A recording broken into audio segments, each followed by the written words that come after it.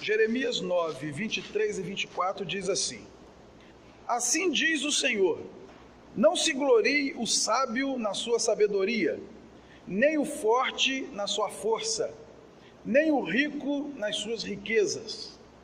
Mas o que se gloriar, glorie-se nisto, em me conhecer e saber que eu sou o Senhor, e faço misericórdia, juízo e justiça na terra, porque destas coisas me agrado, diz o Senhor. Feche seus olhos, pense em Deus agora. Vamos orar, queridos? Senhor, muito obrigado pelo dom da vida, pela salvação, pela alegria que temos em Cristo. A alegria do Senhor é a nossa força. Nosso renovo vem do Senhor. A nossa alegria é o Senhor. O Senhor é quem nos enche de paz, de amor, de esperança.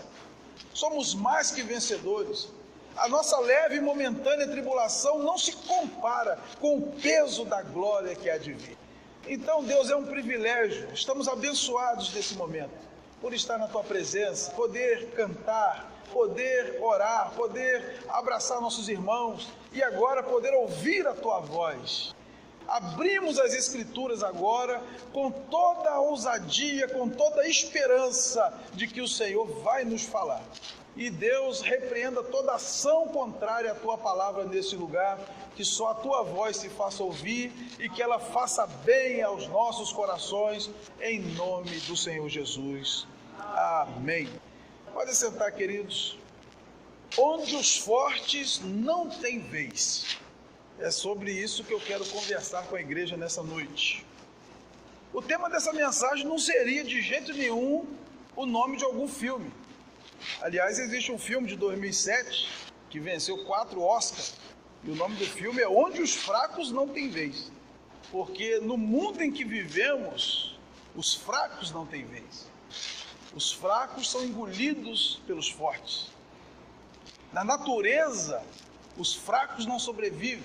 Na cadeia alimentar, sempre os mais fracos são engolidos pelos mais fortes. Mas não na Bíblia, não no Evangelho, não no reino de Deus. No reino de Deus, os fortes não têm vez.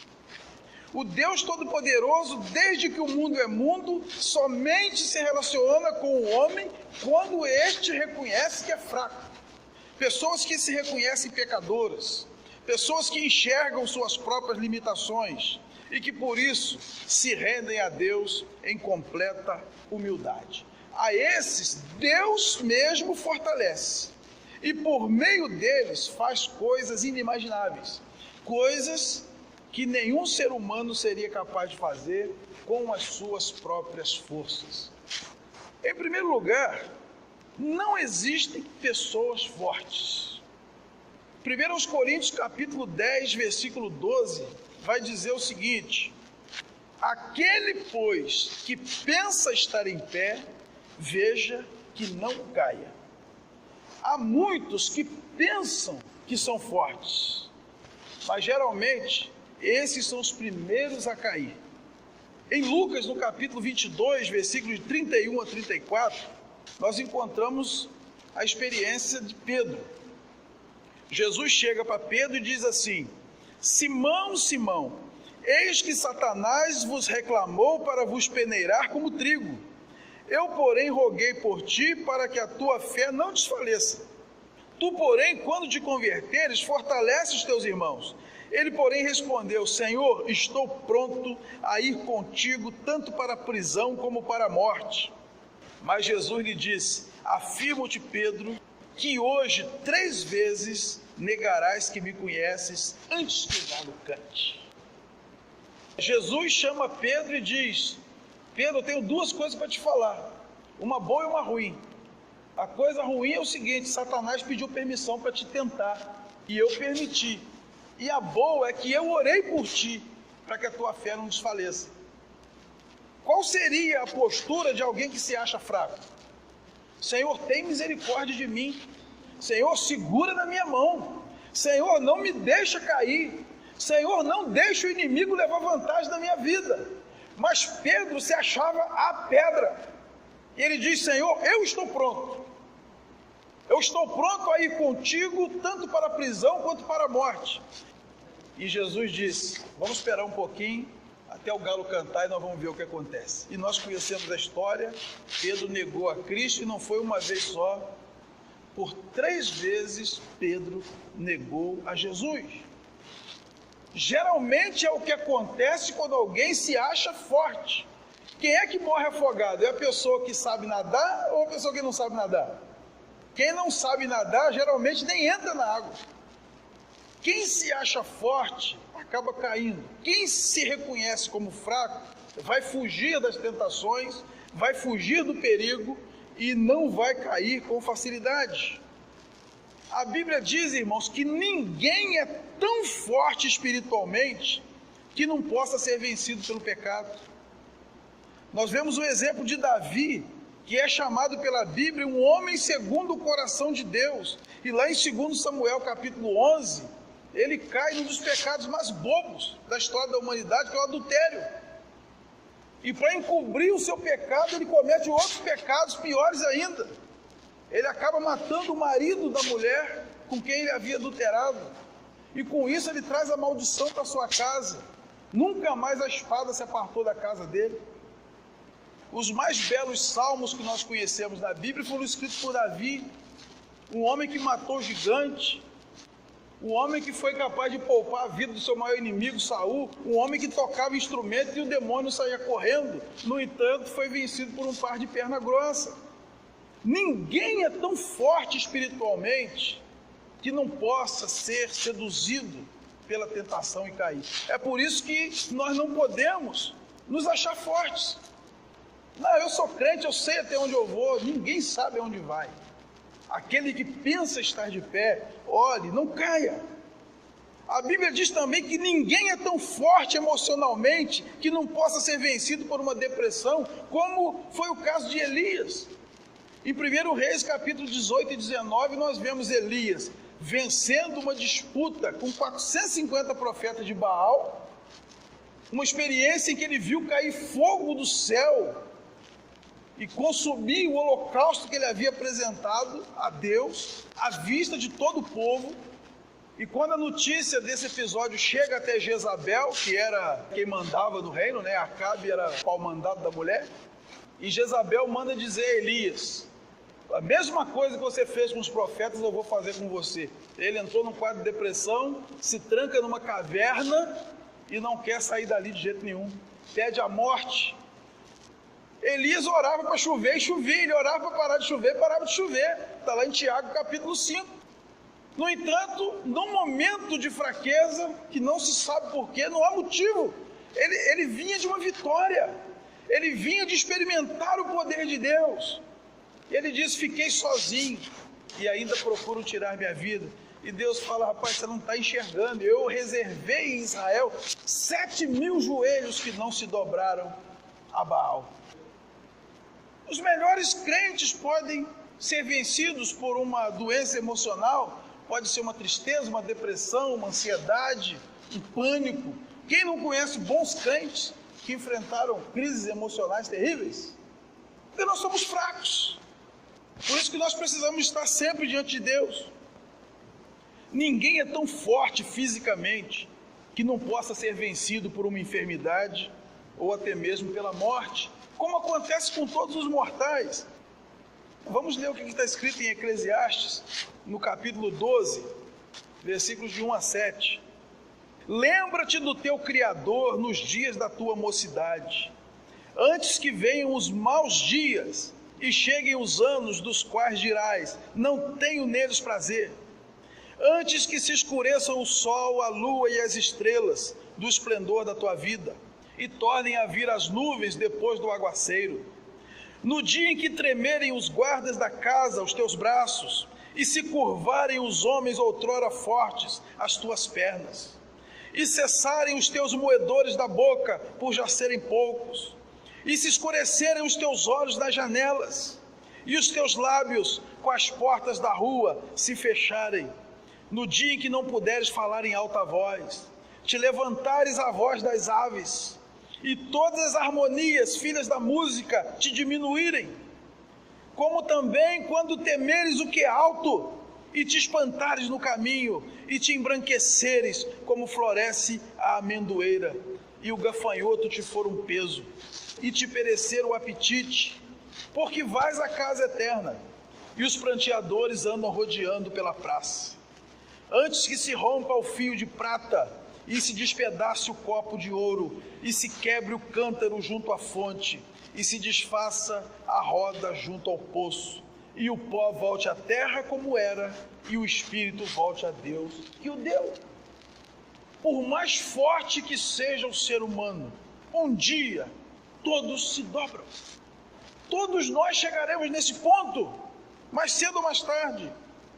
Cada um de nós, irmãos, um dia chegará num ponto em que a única coisa que a gente vai poder fazer é virar para Deus e dizer: Deus, tem misericórdia. Esse é o ser humano. Esse sou eu e você. Nós não somos fortes. Nós somos fracos. Nós somos pó. Somos fracos espiritualmente. Por isso nós precisamos viver sempre debaixo da graça de Deus. Nós somos fracos emocionalmente. Qualquer ser humano que for deixado sozinho numa ilha deserta, sem ninguém para conversar, ele enlouquece. Ele é frágil emocionalmente. Vocês viram o filme O Náufrago, né? O cara acha uma bola e põe o nome da bola de Wilson, e ele faz uma amizade com o Wilson, que é um negócio fora de sério, né? E o ser humano é fraco fisicamente, irmãos. Dentro de nós são centenas de veiazinhas que qualquer uma que estourar já era. Por isso é a maior tolice a pessoa se achar forte, se achar melhor que as outras. Todos pecam, todos choram, todos adoecem, todos morrem. Em segundo lugar, nós vemos na Bíblia que Deus chama somente pessoas fracas. 1 Coríntios capítulo 1, versículos 25 a 31. Porque a loucura de Deus é mais sábia do que os homens, e a fraqueza de Deus é mais forte do que os homens. Irmãos, reparai, pois, na vossa vocação, visto que não foram chamados muitos sábios segundo a carne, nem muitos poderosos, nem muitos de nobre nascimento. Pelo contrário, Deus escolheu as coisas loucas do mundo para envergonhar os sábios. Escolheu as coisas fracas do mundo para envergonhar as fortes. E Deus escolheu as coisas humildes do mundo e as desprezadas e aquelas que não são, para reduzir a nada as que são, a fim de que ninguém se vanglorie na presença de Deus. Mas vós sois dele, em Cristo Jesus, o qual se nos tornou da parte de Deus sabedoria e justiça e santificação e redenção, para que, como está escrito, aquele que se gloria, glorie-se no Senhor. Nesse texto, Paulo desafia cada um de nós a reparar na própria vocação. Vocação é sinônimo de chamado. A NVI, que é a Nova Versão Internacional, ela traduz esse texto da seguinte forma: irmãos, pensem no que vocês eram quando foram chamados. O melhor argumento para comprovar que Deus só chama pessoas fracas é cada um de nós. Tira Cristo da nossa vida, o que sobra? Aonde você acha que você estaria nesse momento se você não fosse de Cristo? Muitos de nós já estariam debaixo de 7 palmos, não é verdade? Muitos de nós trancados dentro de uma cadeia. Muitos de nós internados em alguma clínica. Muitos de nós num leito aí de CTI. Quem é cada um de nós para Deus ter nos chamado? A única explicação é que Deus gosta de chamar pessoas fracas. Ele não chama os sábios, Ele não chama os poderosos, Ele não chama os de nobre nascimento. Ele prefere escolher as coisas fracas. E Ele faz isso para mostrar que a glória é somente dEle. Não há mérito nenhum no homem. Em toda a Bíblia, irmãos, sempre que Deus quis chamar alguém para fazer a sua obra, Ele preferiu chamar pessoas fracas. Quando Deus precisou de um homem para libertar o povo de Israel das mãos dos midianitas, Isso está lá em Juízes capítulo 6, versículos de 13 a 16. Quem ele chama? Gideão. E Gideão vai dizer para Deus o seguinte: Senhor, mas eu sou o menor da casa do meu pai, e a minha família é a menor família da tribo de Israel. Deus chama o menor homem da menor família. Quando Deus resolve dar um rei ao povo de Israel, ele chama Saul.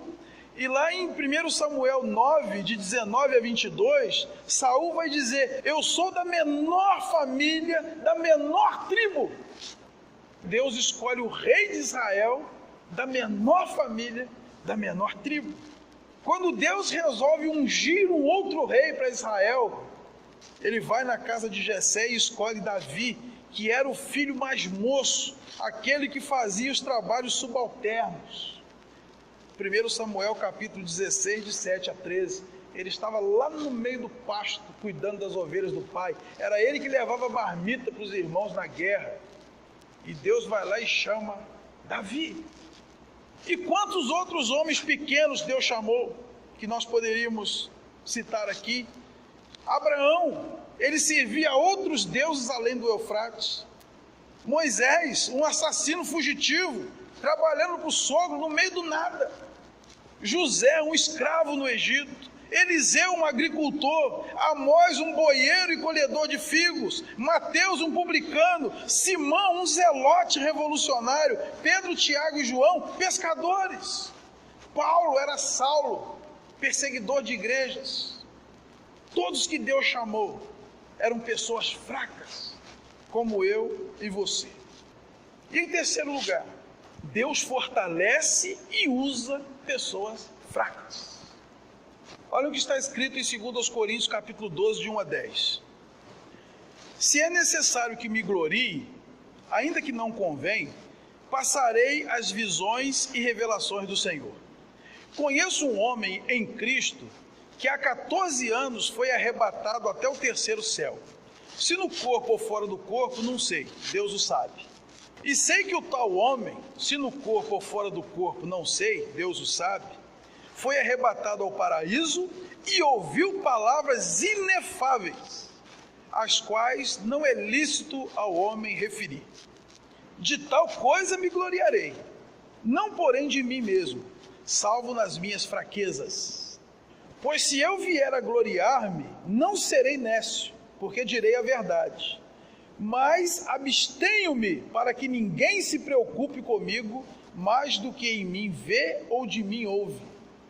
E para que não me ensoberbecesse com a grandeza das revelações, foi-me posto um espinho na carne, mensageiro de Satanás, para me esbofetear, a fim de que não me exalte. Por causa disso, 3 vezes pedi ao Senhor que o afastasse de mim. Então ele me disse: a minha graça te basta, porque o poder se aperfeiçoa na fraqueza.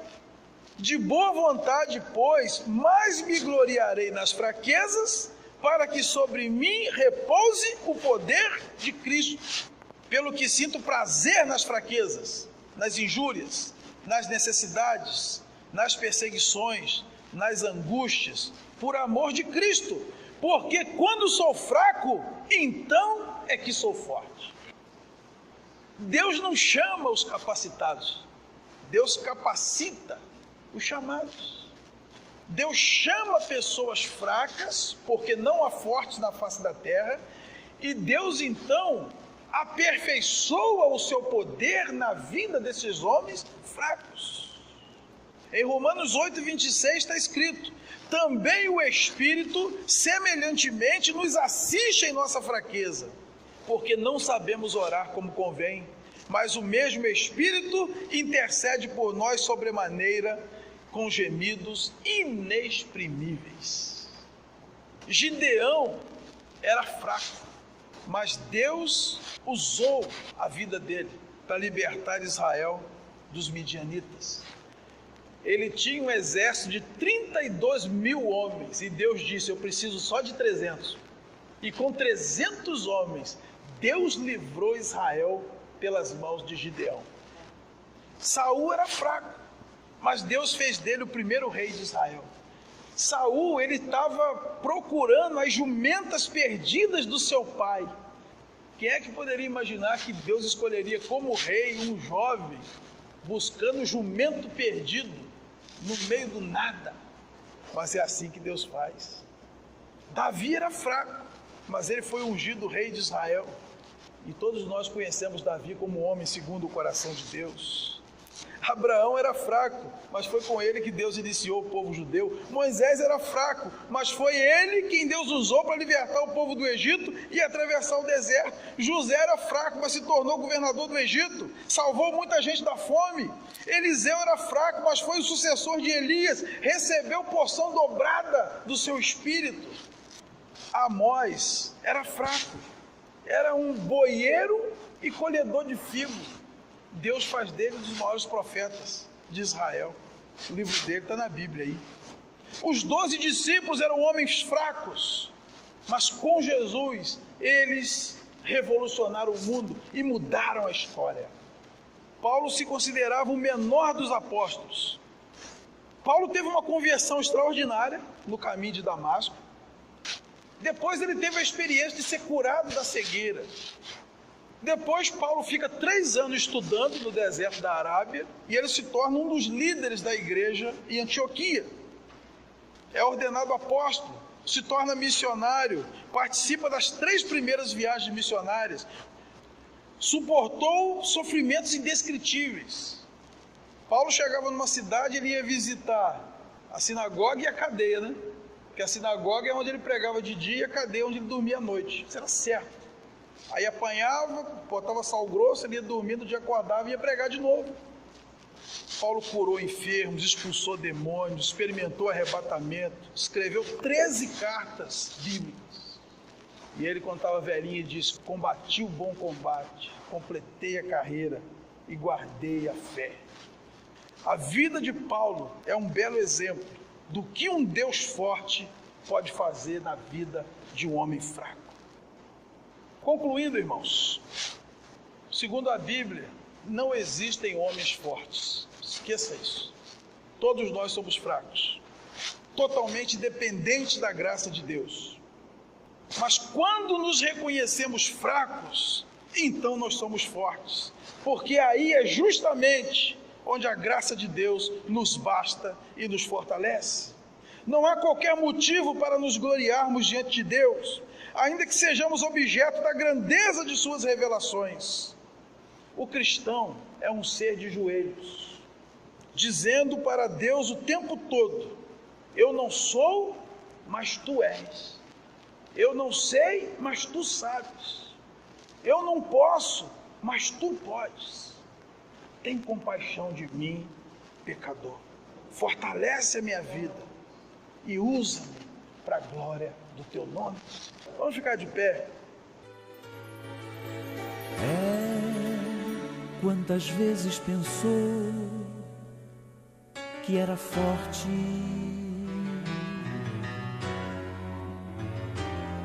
se achando seguro, o inimigo o fez tropeçar. Deixou-se envolver, se esqueceu dos conselhos que sempre firmaram seus passos, lhe deram vitórias sem fim. E agora caído, doído de corpo, de alma e de tudo, amigos à parte, portas fechadas, amores partidos, pedaços ao chão.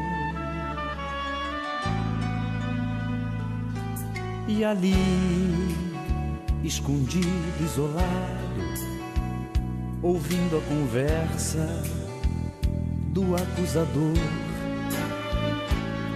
curtindo a vergonha no escuro, agora inseguro, sem nenhum valor, do fundo do poço, movido por graça e amor, derrama-se diante de Deus, seu Senhor, confessando o pecado, suplicando perdão. Do fundo do poço, movido por graça e amor, derrama-se diante de Deus, seu Senhor, confessando o pecado, suplicando perdão. E Deus ouviu seu clamor e estendeu-lhe a mão, restaurou seu coração. Você já pode ir, e Deus ouviu seu clamor e estendeu-lhe a mão, restaurou seu coração. Você já pode ir, lavado no sangue de Cristo. Você já pode ir, Lavado no sangue de Cristo. você já pode.